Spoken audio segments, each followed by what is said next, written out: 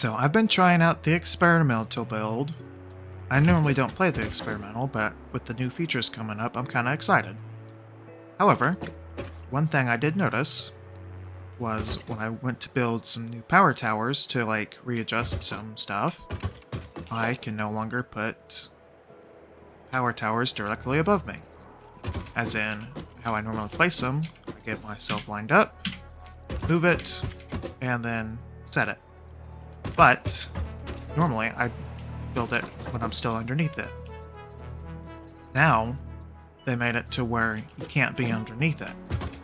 So you have to be off to the side to build it. And if you're like me, you like to do your exploring with power towers. And what I like to do, as you can see, is place my towers on foundations. So generally, I build the tower, zip line over to the new tower, and then set it on a foundation.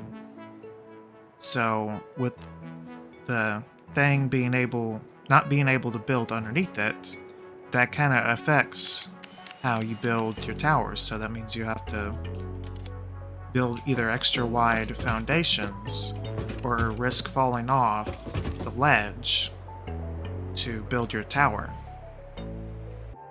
So we're here in the normal build, and as you can see, you can build underneath the towers. You've been able to do this since at least update 8, because that's how long I've been playing, since update 8. And this has been pretty much standard until I started playing the experimental build. So if they plan on, implementing, player in the way with 1.2 with the power towers, that's kind of a big nerf. Especially considering how, like I said, how I build power towers when out exploring. So if you're anything like me, this is going to be a bit of a game changer and kind of an inconvenience, if anything. Because if you're like me, you like to have stuff centered, and for me, stuff being centered with the power towers, given it's kind of a weird shape on as far as the grid space is concerned, I generally line them up to the line and then take it back one. And to me, that looks like it's the most centered on a 2x2 foundation set. And then I just want to flop it while I'm still standing underneath it.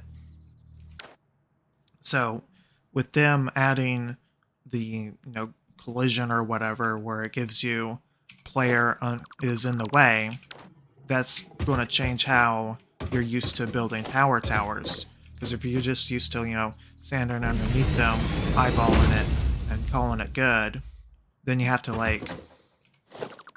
take the little bit of extra time to press H, move out of the way, and then build.